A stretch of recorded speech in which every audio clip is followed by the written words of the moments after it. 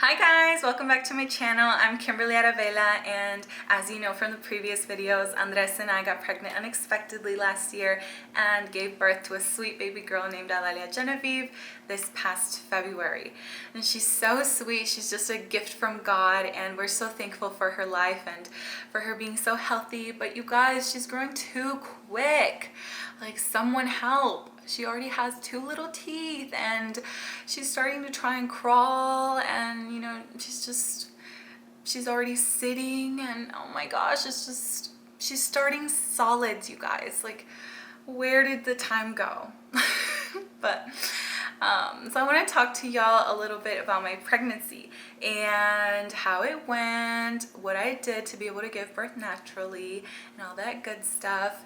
I'll be making a part 2 just because I don't want to make this video too long. So in the part 2, I'll talk about my actual experience of giving birth naturally in a hospital setting, which wasn't ideal. So definitely stay tuned for that video. Some interesting stories there. So in regards to my pregnancy, it actually went fairly well. I honestly don't have any complaints. You know, didn't have any emesis, no vomiting, nothing like that. Just a little bit of nausea, which, you know, I would resolve with some saltine crackers in the morning.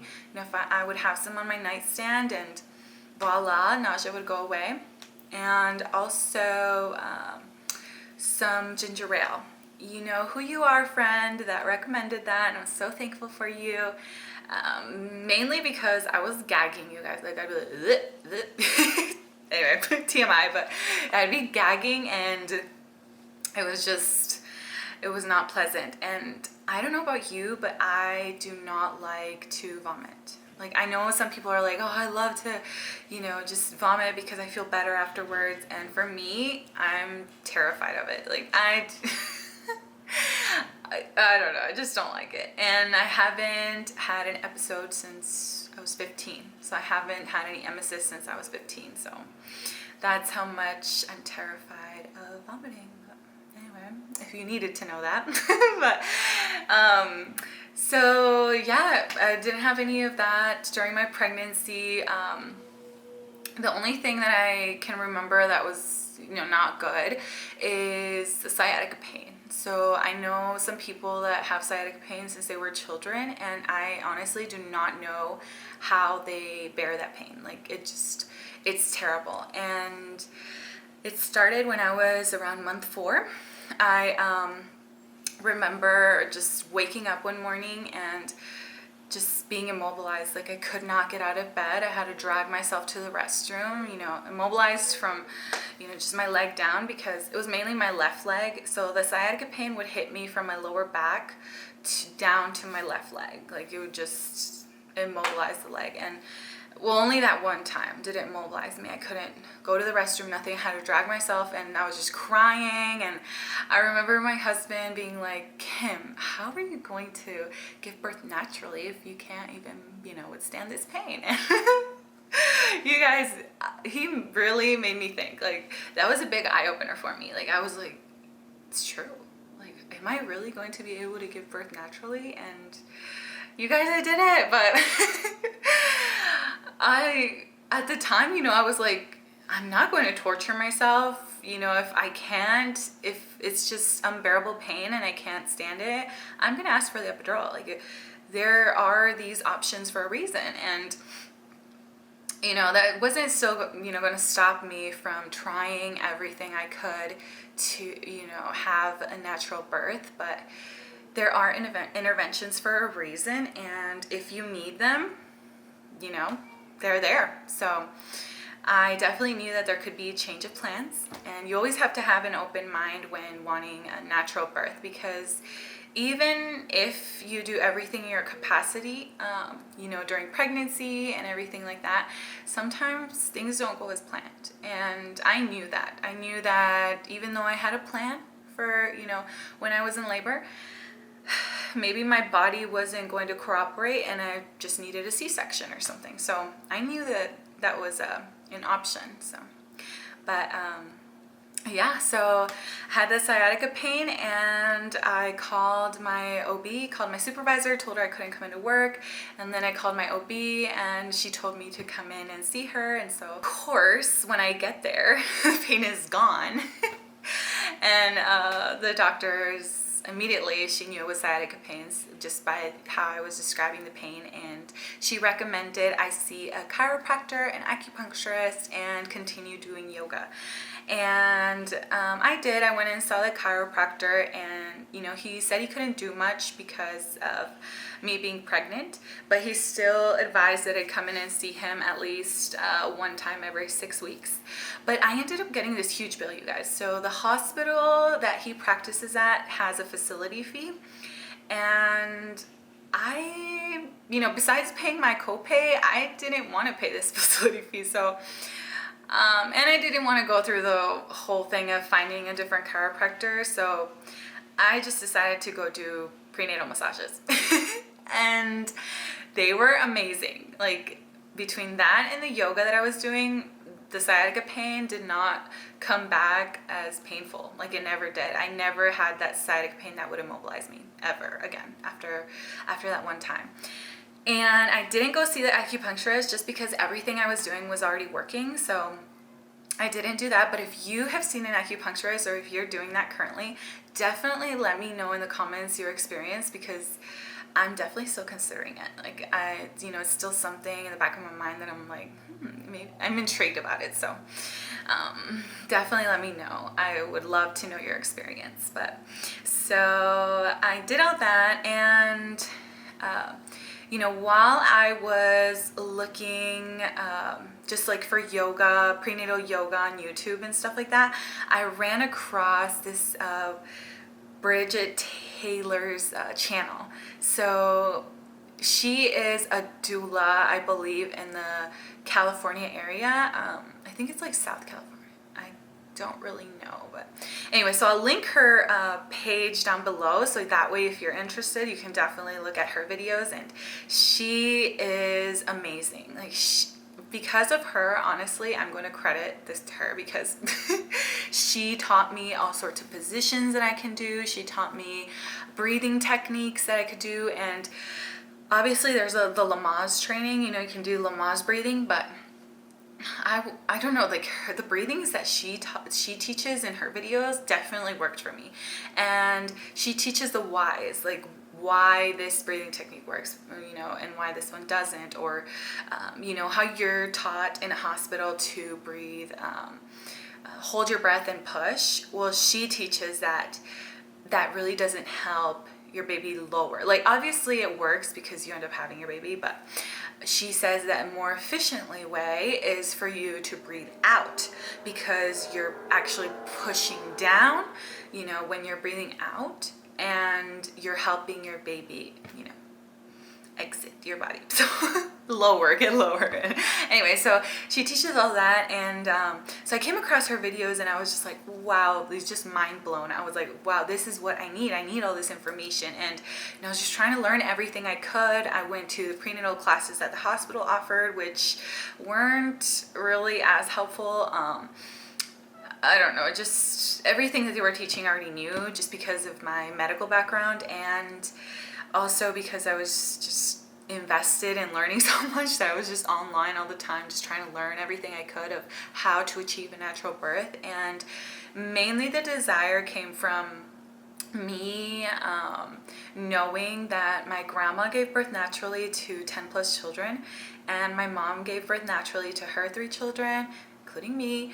And so, I don't know, you guys, this sensation came inside me, and I don't know, just like, I can do this. Like, I can do this, and I want to do this, and it was just something I wanted to do. So I just did it. Like, I just set my mind to it, and I told my husband, this is something I really want to do, and I need you to be my advocate, and I need you to remind me that I can do this when I'm gonna be saying that I can't, and I may ask for an epidural, but please, please tell me I don't need it, and tell me that I can do it. And you guys, he's just the sweetest. He's the sweetest. And I honestly attribute me giving birth naturally to him, because if he would not have been there supporting me and being there for me, you guys, I honestly don't think I would have been able to do it. Because when that pain, ugh, I don't want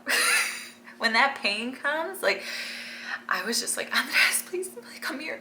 And, you know, I would cling to him, and poor Andres, like, I would just cling to him. Like, literally, he was all sore by the end of the day, because he was just there standing next to me, and I would just cling onto him and, you know, get in the position where I was trying to use gravity to my advantage to try and bring baby down. But anyway, I'll talk about that in my next video. But definitely have an advocate. Definitely have that person that's going to remind you how to breathe, and that's going to be there for you when you think you can't do this. So he was that person for me. And so during my pregnancy, you know, I would show him the videos. I would tell him, here, come watch this video with me, so that way you can learn the breathing technique and you can remind me how to breathe. And he would, you know, he would watch the videos with me, and we would go on long walks, and he would tell me, okay, breathe, let's practice the breathing, and we would do it. And so it was really fun, and it was really awesome to have, you know, my partner, my husband there learning all this with me and supporting me. So definitely have a person there for you that's going to learn all this during your pregnancy. I was actually gifted a yoga ball and a peanut ball from Debbie, aka Mom. Shout out to you, love you. And those were amazing. I used the yoga ball all throughout my pregnancy and during labor. And I'm gonna say I only used the peanut ball probably about a week or so before I went into labor. I would just use it to, you know, to stretch my legs while I was laying down. I would put it in between my legs and just lay down. And so definitely purchase those if you can. If you can only purchase one, I recommend the yoga ball. And the peanut ball is literally that. It's just a ball shaped in a peanut. So I would do all these exercises on the yoga ball. I would bounce on it, you know, just try and stretch my my legs, you know, just stretch everything. And squats, I was doing a lot of squats, you know, just trying to build my leg muscles. And that definitely helped. I actually ended up losing weight during my pregnancy, which was still considered healthy. Nothing unhealthy, you know, nothing harming the baby. But I ended up losing about 15 pounds, and I was actually considered gestational, it was gestational diabetes that I had. And it was because I didn't pass my test, you guys. But I honestly think I didn't pass that test that I did, which is the 3-hour glucose test. I passed it the first time. So my OB made me get the test around week 12. And then I did it again around week 18. And that's when I was considered a gestational diabetic, because of the day prior, I ate pasta, and I ate really late. I ate like at 8 or 9 p.m. And I honestly think that's what it was, because I think that's what it was, because I passed at week 12. So why wouldn't I? Anyway, but I was considered, you know, gestational diabetic. And so I had to really modify my diet, which really helped me. So I was taking my blood sugar. I was doing my blood sugar checks every, it was before, so it was right away in the morning before you eat anything, and it had to be below 90. And then it was about an hour or two after eating. So after I ate my breakfast, after I ate lunch, after I ate dinner, so 1 to 2 hours after. And it had to be under 120, I believe, 120 or 140. And I always met those standards. So I was like, is this really necessary? Because I'm obviously doing really good. But so I had to do it and submit the results every week to my OB. And she told me that if they weren't, you know, up to par, if I was over what I had to be. So if it was like over 90 in the morning, or if it was over like 120, 140 in the after I ate, she was gonna put me on metformin and or insulin, and also I was gonna have to be induced. And I didn't want any of that. Mostly induction. I did not want to be induced. So definitely changed my diet and lost weight, as I said, which was all healthy.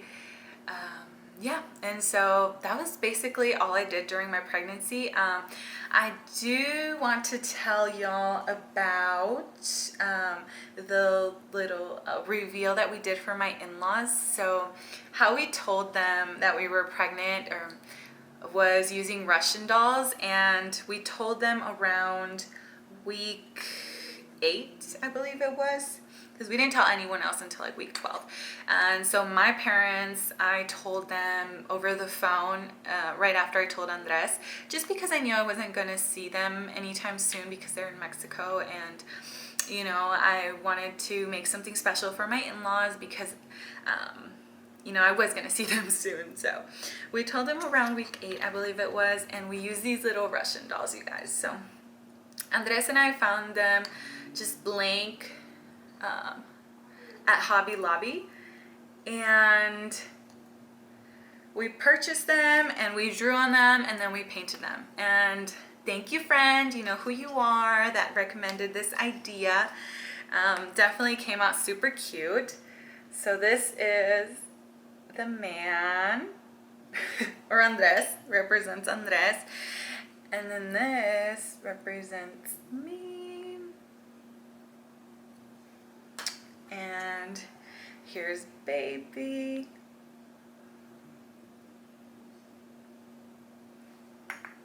And then here's Kai. The paw. And now that I think of it, I probably should have made the baby Kai, you know, and Kai the baby, just reversed it, because my mother-in-law was a little confused when we showed her these. So we had them all inside, you know, one another, just how they're supposed to go. And yeah, just like that, you know, just a Russian doll. And so we put them on the table for her, and she was a little confused. She was like, okay, what's that? And we're like, we made them, look at them. And so we opened them up for her, and she was like, what is that? Like, what is that? Are y'all having another dog? And we were like, no, this represents our family. Our, you know, just look at it, pay close attention. And she obviously got the hint, and she was so happy. She was so excited. And my father-in-law was there too, and he was so excited as well. And so we did the same thing for my sister-in-law. The following morning we saw her, and we put it all together. We put it on the table for her as well, and she immediately got it. She was like, oh my gosh, you guys are pregnant. We're like, yes. And then we told everyone else around week 12, just because usually if you're going to have a miscarriage, it tends to happen right before your second trimester. So we decided to wait until week 12 to tell everyone else. But thankfully nothing happened, and baby girl is healthy as can be. But yeah, and then we did a little gender reveal week 19, which was also really awesome. But mind you, okay, so everyone had been telling us for about 15 weeks that we were going to have a boy, like everyone, except my little brother and my mom. So they were the only people that were saying it was a girl. And everyone else were like, oh my gosh, your belly, the shape of your belly, it's a boy, the way you're carrying this and that, it's a boy. So at this point, I was already having dreams that it was a boy. Like I was having dreams of me holding a blue blanket and just everything. And, you know, we have the anatomy scan, and we tell the radiologist to just put it in an envelope for us. And that same day we were driving to Houston. I think it was like for a family gathering or something, a wedding or something, I think so. And so we drove off to Houston, and on our way to Houston we stopped at a Hobby Lobby, and this lady that works there, we just asked her randomly. We were like, hey, can you look at this envelope, and please don't tell me what it is. It's, you know, it's for my gender reveal, and if you could just choose the confetti popper appropriate, you know, that's appropriate to what I'm having. And of course, she's so happy. She's so excited that she gets to be a part of this. She's like, yes, yes. And she asked me to come in with my baby after I've had her, but she didn't say her, you know, she just said, come after you have your baby so I can meet your baby. And I'm like, okay, yeah, which, hi, if you're watching, thank you. But definitely have to take Dalia in to see her. So she gives me the confetti popper, you know, and run to the car. We drive to Houston, and I think the next day we did the gender reveal at this cute little park that's next to my in-laws' house. And my sister-in-law couldn't make it. My father-in-law couldn't either. I think he was working. And so it was just really intimate. It was just my mother-in-law, my husband, and my little brother, and myself, obviously. And so we popped the confetti popper, and it's a girl, you know, it's pink all over. And I'm like, what? Obviously I'm excited, but at the same time I was like, is this real? Like, we went home immediately, and I opened up the anatomy scan, and I was like, wait, is this real? So is this really a girl?